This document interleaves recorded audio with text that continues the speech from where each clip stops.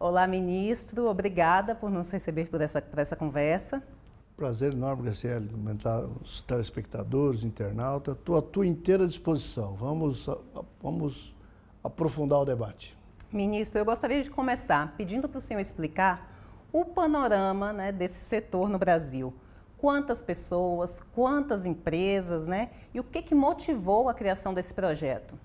Bom, primeiro, a motivação vem da reivindicação. Os trabalhadores, em campanha, pediu ao presidente Lula e aos outros candidatos também, de que eles se sentiam abandonados, prejudicados, esquecidos, não eram enxergados e entregues à própria sorte, ou seja, nenhuma proteção. Eles queriam, portanto, direitos, pediam direitos, transparência, mas diziam, olha, mas nós queremos autonomia, queremos direitos com autonomia, queremos preservar a nossa liberdade de estabelecer o nosso horário, qual é a plataforma que ele vai estar conectado, se é com uma, se é com duas, se é com três, enfim.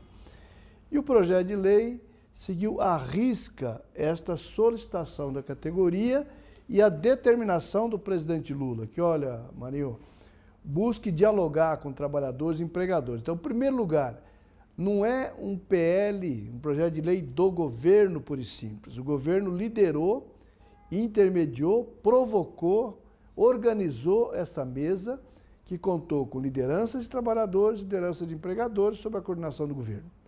E a busca de respeitar o pedido essencial deles, que é autonomia com direito. A autonomia está mantida. Ou seja, essa era uma questão que eu ia te perguntar. A gente tem visto muito ruído sobre esse projeto. E uma das questões que tem aparecido é que esse projeto foi construído sem a participação dos trabalhadores. Isso é verdade, ministro? Isso não corresponde à verdade. É evidente que você tem uma comissão de trabalhadores, 15 trabalhadores espalhados pelo Brasil.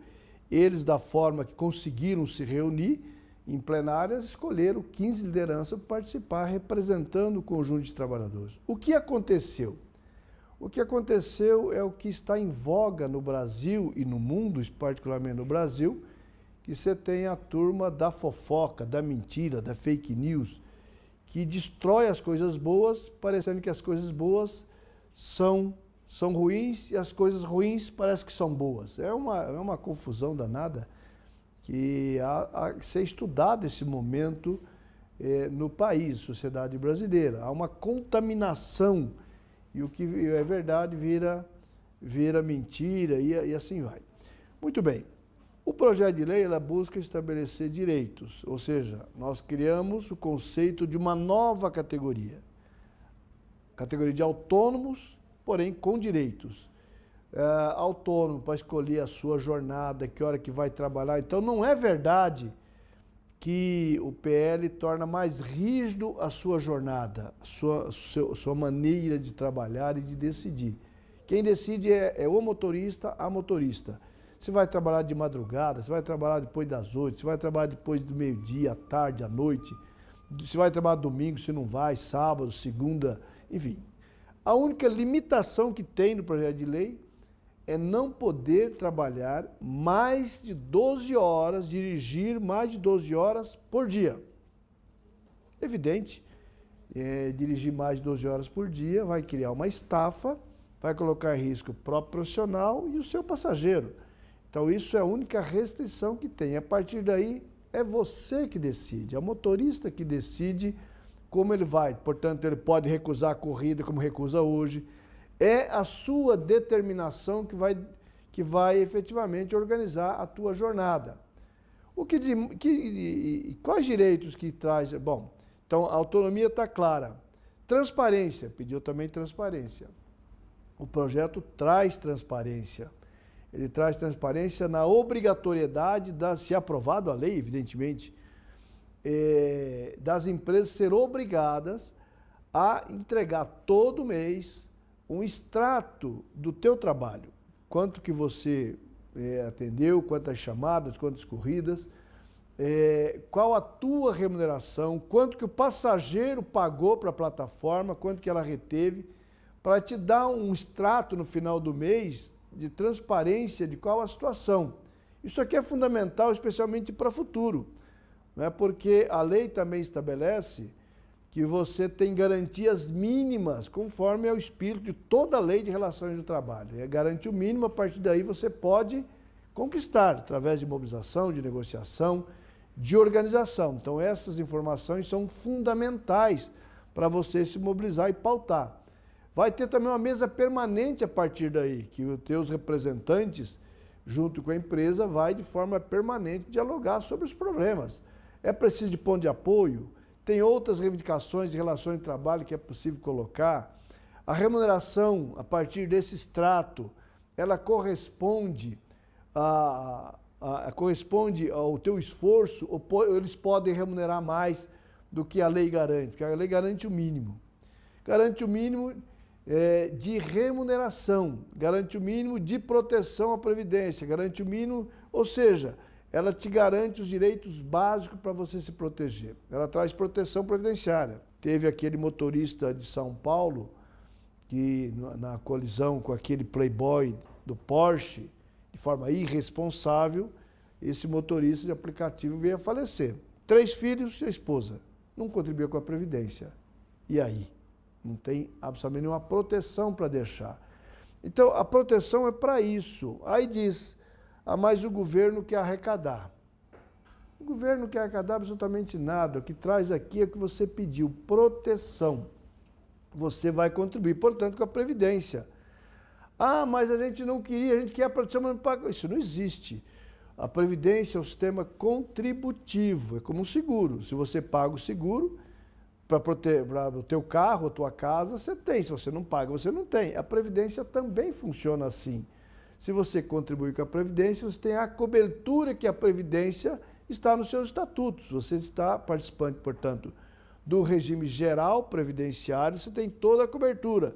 A mulher motorista, se engravidar, tem licença maternidade. Não é? O motorista e a motorista, se sofrer um acidente, tem cobertura previdenciária. Você vai computar o tempo para se aposentar. Você vai ter auxílio de doença caso você fique doente. Então, você tem um conjunto de proteção que a Previdência traz ao custo de 7,5% em relação ao salário mínimo, né? 7,5% da tua remuneração total. Com a mesma jornada que você trabalha hoje, se você tem uma retirada de 6, de 7, sem o mínimo, sem o piso mínimo, com o piso de 32,10 você vai aumentar o valor com a mesma jornada que você pratica hoje. Essa é a dedução de todo o trabalho que nós fizemos, todo o cálculo que nós fizemos, todas as projeções que nós fizemos. Portanto, o que a gente pede, né, Graciele, que os motoristas vejam o conteúdo e não o que dizem a eles. Por exemplo, na quinta-feira santa eu tive na cidade de Sorocaba, numa agenda extensa, terminava numa plenária à noite, aí um grupo de motoristas foi para lá, eu queria com umas panelaços, não sei o que tal, eu queria falar com o ministro. Queria falar com o ministro. O pessoal até não queria que eu recebesse, o pessoal está exaltado. Eu falei, não, eu recebo, a hora que terminar a agenda, eu recebo uma comissão. Entraram 4 pessoas, exaltadas a princípio. Começamos a conversar, foi baixando aquela adrenalina, e o pessoal dizendo mal do projeto. O projeto não é bom. Aí eu comecei a perguntar, mas por que não é bom? Porque é por hora e não por quilômetro rodado. Falei, então vamos discutir isso. O que mais que não é bom? O projeto, ministro, autoriza nos punir. Falta transparência. Falei, mas está escrito aonde no projeto? No artigo tal. Falei, então você tem aí? Tem. Ela pegou o celular, abriu lá, o artigo, esse artigo aqui, ó, nós autorizamos nos punir. Falei, vamos ler junto? Aí o artigo começava assim, é vedado às empresas punir. Falei, está vendo o que está escrito aqui? Está escrito aqui ao contrário, está dizendo que é proibido as empresas lhe punir sem justificativa. Mas não era o que me falaram. Ou seja, deixe de ouvir o que te falaram e passa a ver o que está escrito. O que vale é o que está escrito no projeto. É isso que vale. Então, o que está escrito é que vai melhorar a tua situação, não vai piorar a tua situação. Tem certeza absoluta disso. Agora, tem outro aspecto, né, Graciela, que é o seguinte. O projeto está na Câmara dos Deputados.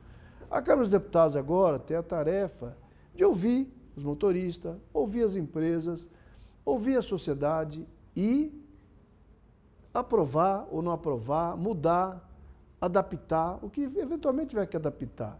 Não tenha medo de discutir o conteúdo do projeto, mas saiba, jamais, imagine só o presidente Lula, a sua vida inteira defendendo direitos, agora fazer um projeto de lei, acionar um projeto de lei que ia prejudicar os trabalhadores? Jamais. Imagine que eu, como ministro do Trabalho do presidente Lula, iria coordenar um projeto para prejudicar os trabalhadores? Jamais. Aqui é para enquadrar as empresas, para respeitar os trabalhadores, garantir direitos mínimos e a partir daí a negociação. Ah, mas quer dizer então que vocês vão obrigar a gente a se filiar aos sindicatos? Não é verdade, é outra mentira deslavada. A Constituição Federal garante liberdade a você. O que está aqui sendo propiciado é a possibilidade da tua organização.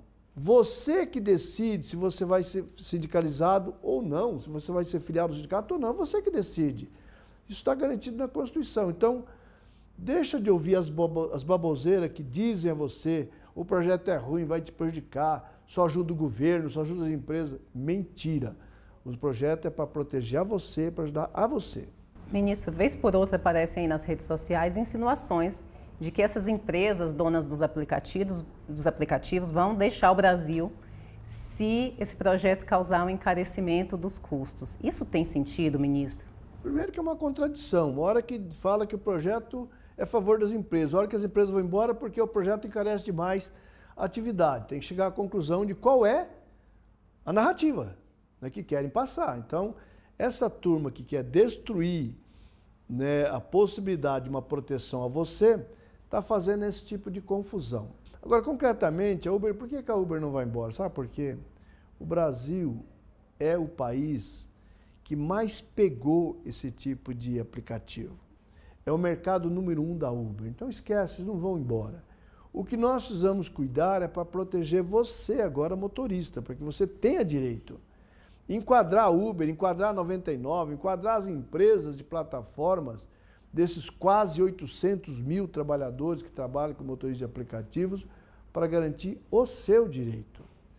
Outra coisa, vai encarecer para o passageiro. Olha, primeiro as empresas dizem que conseguem absorver no momento, do jeito que está, com o volume que eles têm, portanto eles devem estar ganhando bem, de garantir o pagamento mínimo a você, para aumentar a tua remuneração, ao mesmo tempo absorver os custos em relação aos passageiros. Tem livre concorrência no Brasil. Primeiro, livre concorrência entre as plataformas. Segundo, com os táxis, tem os taxistas.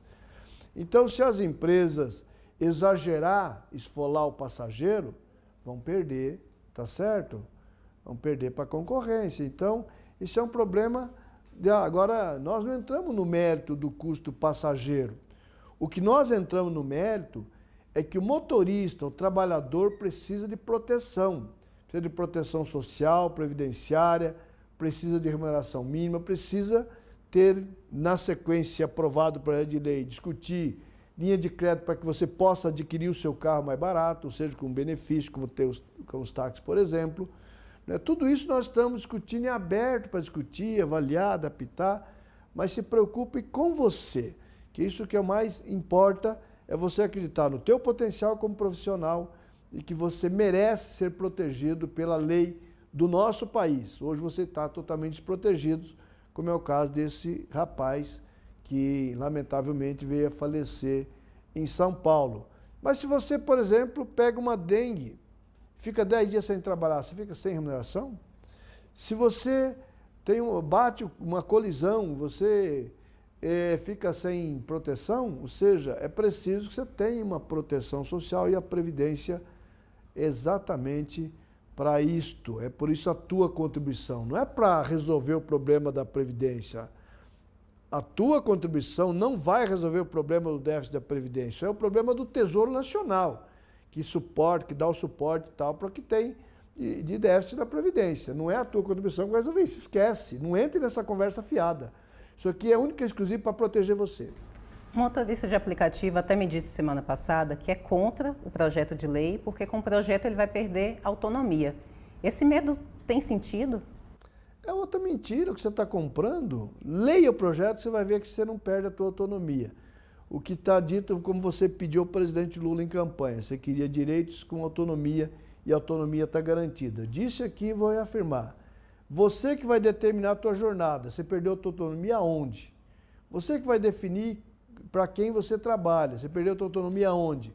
Você pediu, e aí tem uma contradição com parte, por exemplo, o Ministério Público do Trabalho, por exemplo, o pessoal do Judiciário Trabalhista, né, você tem lideranças políticas, sindicais e partidárias que achavam que tinha que ser CLT. Você pediu não CLT, não é CLT. A CLT, sim, de fato, você cria uma rigidez e essa liberdade que você tem hoje, você perderia com o CLT. Mas você pediu para não ser CLT, essa é a razão de não ser CLT. Portanto, é autônomo com direitos, ou seja, a tua autonomia está garantida, eu te dou a palavra e você pode ir lá, pega o projeto de lei e lê que você vai ver que é isso que eu estou falando. Ministro, nós vamos fazer um breve intervalo, nós voltamos daqui a pouco com a nossa conversa.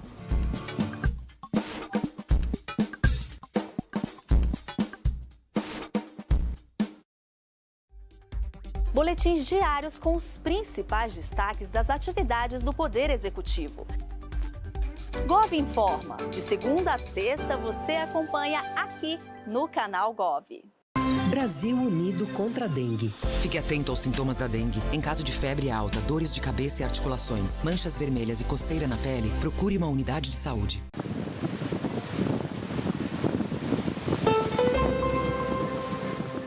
Pessoal, vem comigo ver o que a gente está aprontando aqui nesse estúdio para vocês. Olha só, tá tudo pronto aí? Tudo pronto, Keila. Tudo pronto. Eu sou Keila Santana e esse é o Me Conta Brasil, o videocast onde o governo federal fala com você. Aqui é onde a assistência social fala com a educação, a justiça com as mulheres, a saúde bate papo com o esporte, a cultura com o meio ambiente. Vem ver onde todos os programas do governo federal se encontram, aqui e na sua vida. Aproveita e conta para todo mundo. Me Conta Brasil. Episódios inéditos. Terças e quintas, 7h30 da noite. Aqui no Canal Gov.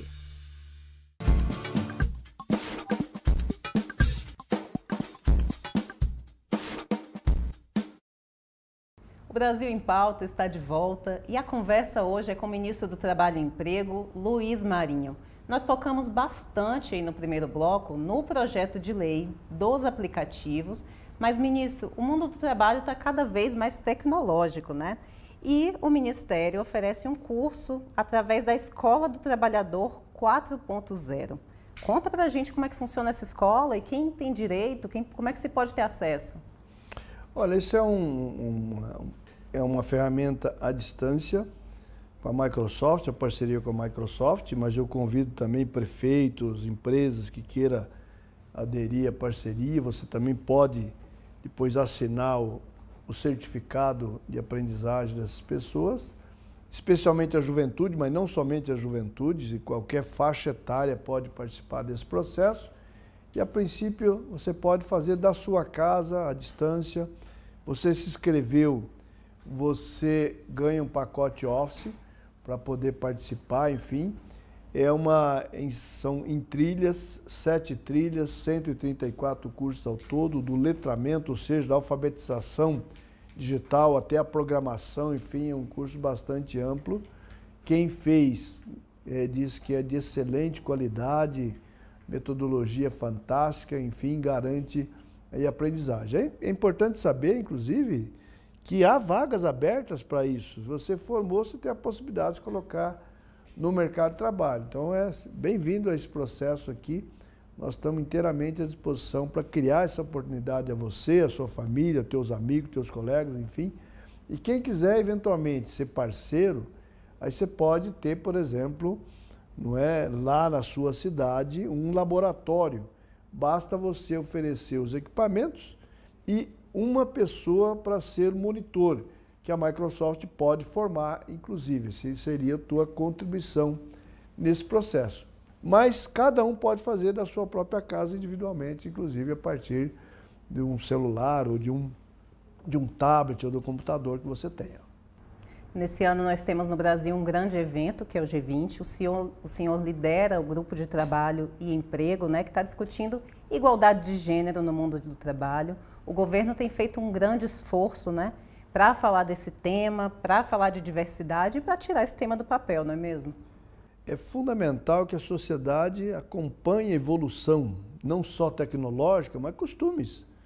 Ou seja, é preciso abolir de uma vez por todas todo o preconceito que existe contra a mulher, contra o povo negro, contra o povo indígena, contra o povo LGBT, enfim, seja nas comunidades periféricas, que a nossa juventude sofre muito, e no mercado de trabalho não é diferente, e nós precisamos avançar em relação a isso.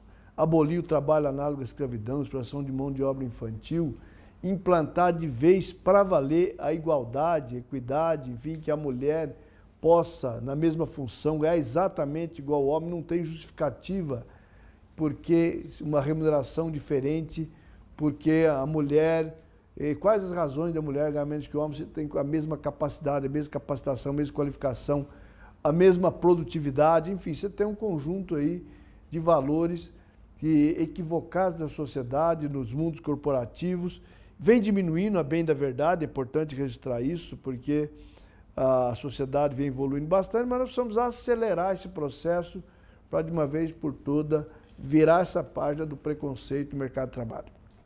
E como é que o senhor vê o impacto desse projeto de lei em relação ao trabalho flexível no Brasil, de modo geral? Esse é um modelo que pode ser seguido para outros tipos de trabalhador? Depende do tipo de trabalho. Tem trabalho que cabe, tem trabalho que não cabe.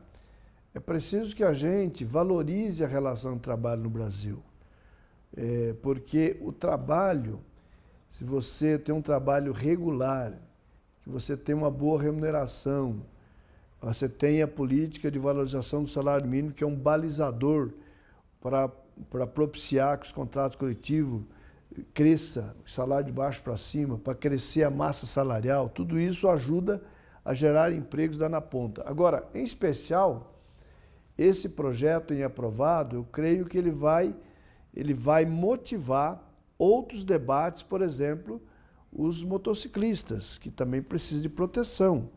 O trabalho doméstico, que também está usando aplicativo, não é? Na saúde, na educação, você tem várias iniciativas de aplicativos aqui de organizar trabalho em outros segmentos. Eu creio que esse projeto é um primeiro projeto.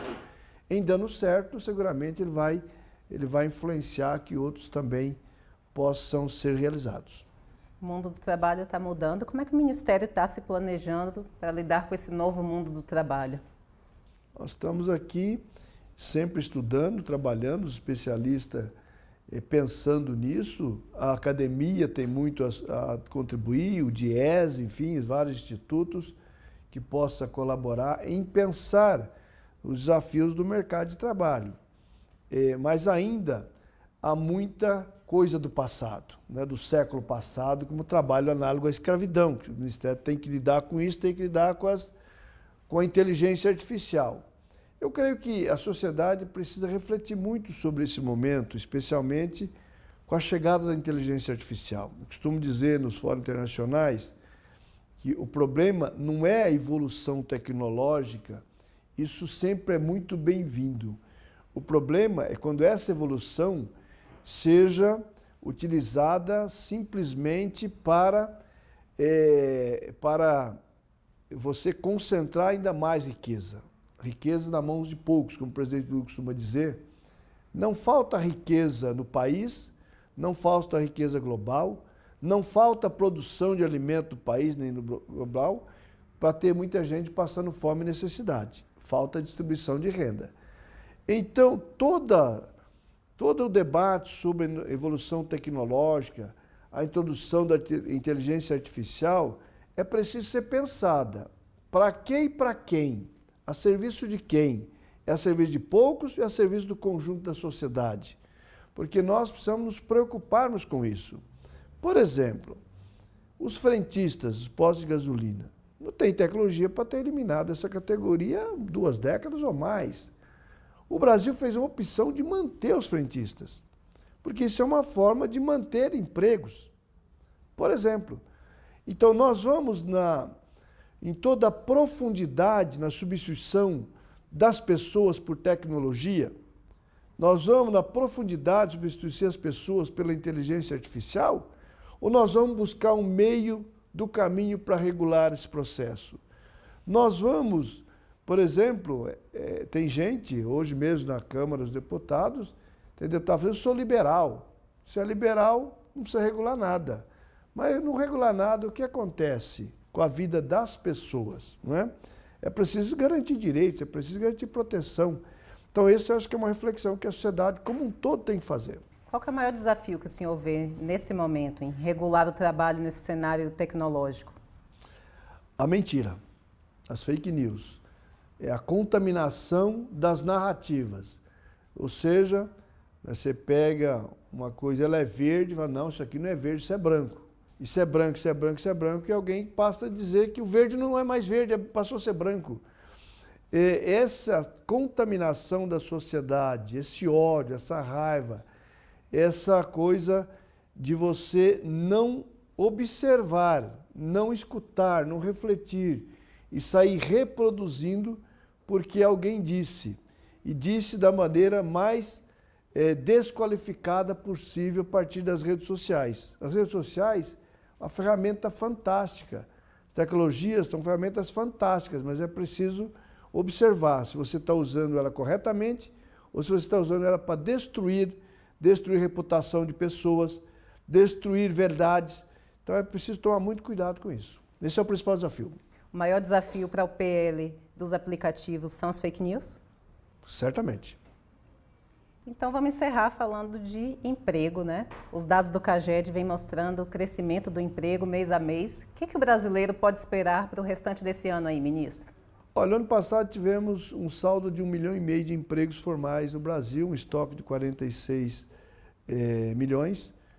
Um problema, a remuneração eu acho que ainda baixa, preciso, né, o salário mínimo dando farol aí, ajudando a crescer de baixo para cima, mas chama a atenção dos empresários. Tenha mais sensibilidade na hora de contratar, vê bem a remuneração, se você não pode remunerar um pouquinho melhor o seu trabalhador, sua trabalhadora. Esse ano começou melhor que o ano passado. O janeiro do ano passado geramos 90 mil empregos, esse ano geramos 180, o dobro em janeiro. Fevereiro do ano passado 252 mil, esse ano 306.111. Março vem aí. Vamos aguardar, quem sabe venha boas notícias também. Ministro, obrigada por essa conversa, obrigada por esse espaço e por todos esses esclarecimentos. Sempre à disposição. Eu que agradeço, um abraço aos nossos telespectadores, especialmente à equipe. Essa foi a nossa conversa com o ministro do Trabalho e Emprego, Luiz Marinho. Se você quiser rever essa ou outras entrevistas, siga as nossas redes sociais ou acesse o nosso site, baixe o nosso aplicativo e ouça nas rádios pela Rede Nacional de Rádio. Obrigada pela companhia e até o próximo programa.